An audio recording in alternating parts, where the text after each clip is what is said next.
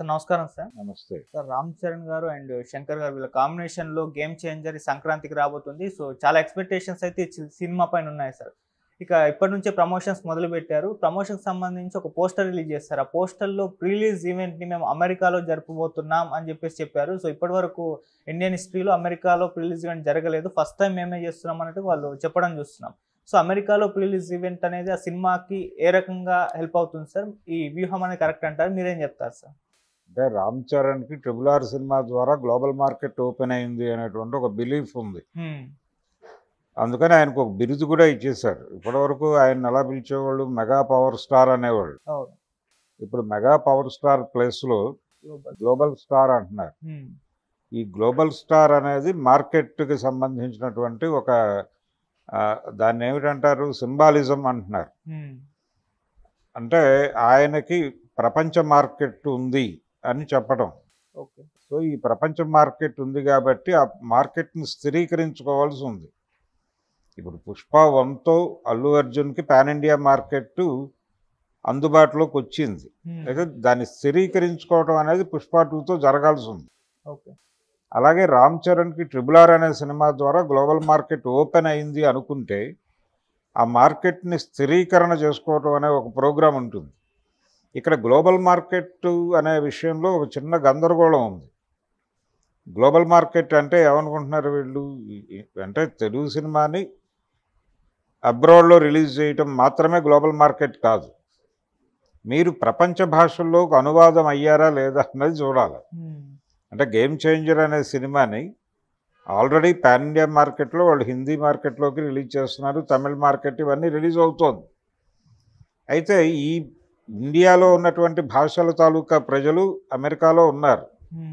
వాళ్ళ ప్రాంతాల్లో వాళ్ళ భాషల్లో ఆ సినిమా రిలీజ్ అవటం అనేది ఒకటి. ఇది మాత్రమే కాదు, దీంతో పాటు అక్కడ లోకల్ లాంగ్వేజెస్ ఉన్నాయి. స్పానిష్ ఉంది, ఫ్రెంచ్ ఉంది. ఈ లాంగ్వేజెస్లో కూడా ఏమన్నా తర్జుమా చేస్తున్నారా? ఇప్పుడు ఎలాగైతే తమిళ్ వెర్షన్ రిలీజ్ అవుతుందో స్పానిష్ వెర్షన్ రిలీజ్ కావాలి, అలాగే ఫ్రెంచ్ వెర్షన్ రిలీజ్ కావాలి, ఇంకో చోట ఇంకో లాంగ్వేజ్ ఉంటే అక్కడ ఆ లాంగ్వేజ్లో రిలీజ్ కావాలి. ఓకే. అప్పుడు తెలుగు సినిమాకి గ్లోబల్ మార్కెట్ అది క్రియేట్ అయింది అని చెప్పుకోగలుగుతాం. అప్పుడు ఈవెంట్స్ అనివార్యంగా అక్కడ కూడా చేయాల్సి ఉంటుంది. అందుకని ఇప్పుడు ఆల్రెడీ లక్నోలో చేశారు వీళ్ళు ఇంతకుముందు. లక్నో నుంచి ఇప్పుడు న్యూయార్క్కి వెళ్తున్నారు. న్యూయార్కే కదా, న్యూయార్క్ న్యూ జెర్సీ, అమెరికాలో అని చెప్పారు. ఇంకా ప్లేస్ అదే న్యూయార్క్ అవుతుంది మ్యాక్సిమం. ఓకే.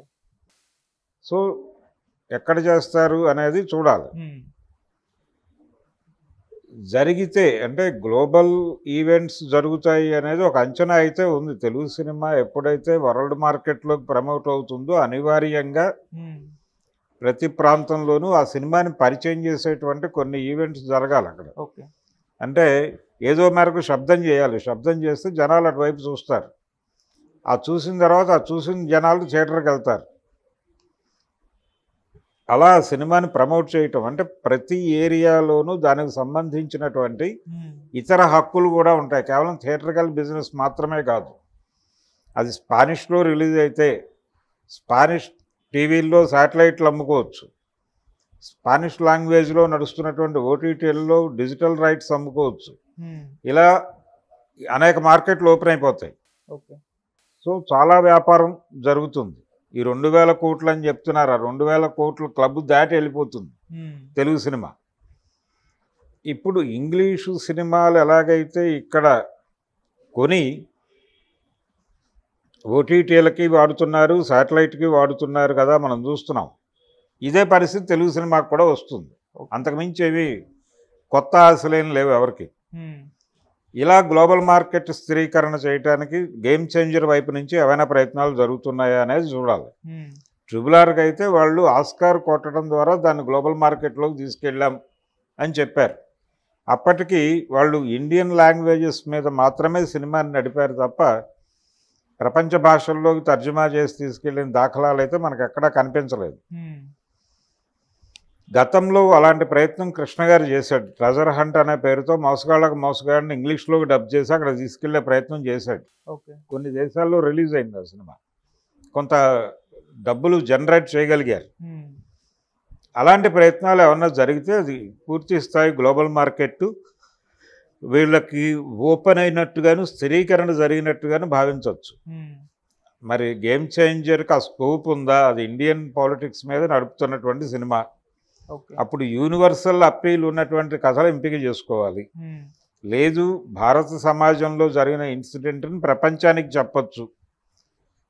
ఆ ప్రపంచానికి చెప్పే ప్రయత్నం ఏదైనా గేమ్ చేంజర్ కథలో ఉందా అంటే ప్రపంచంలో అతిపెద్ద ప్రజాస్వామ్యం అని చెప్పుకుంటున్నటువంటి దేశం భారతదేశం అయితే, పురాతన ప్రజాస్వామ్యం అని చెప్పుకుంటున్నటువంటి దేశం అమెరికా అయితే, ఈ రెండు ప్రాంతాల్లో ఉన్నటువంటి ప్రజాస్వామికవాదులు ఉలిక్కి పడేటువంటి కంటెంట్ ఏమైనా ఆ సినిమాలో ఉంటే కనెక్ట్ అవ్వచ్చు. ఉమ్, ఆ ప్రయత్నం ఏదైనా చేస్తున్నారా కంటెంట్ పరంగా కూడా? అంటే లోకల్ ఆడియన్స్ కంటెంట్ పరంగా అయినా రిలేట్ కావాలి, ఉమ్, లేదు సెంటిమెంట్ పరంగా రిలేట్ కావాలి. ఏదో పద్ధతిలో రిలేట్ చేయటం అనేది ఒక కార్యక్రమం. ఓకే. అలాంటి అవకాశాలు ఏవైనా ఈ కథలో స్క్రిప్ట్లో ఉన్నాయా లేదా అనేది ఒక ప్రశ్న.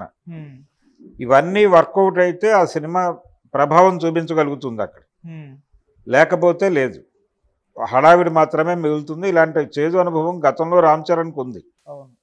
ఏది జంజీర్ సినిమా ఉమ్, ఒక విఫల ప్రయత్నం చేశారు. అవును. ఆ విఫల ప్రయత్నం నుంచి ఒక రైజ్కి వెళ్ళటం కోసం ఆయన RRR కమిట్ అయ్యాడు. ఇలా ఆయన జర్నీలో ఈ మార్కెట్ మీద కాన్సన్ట్రేషన్ అనేది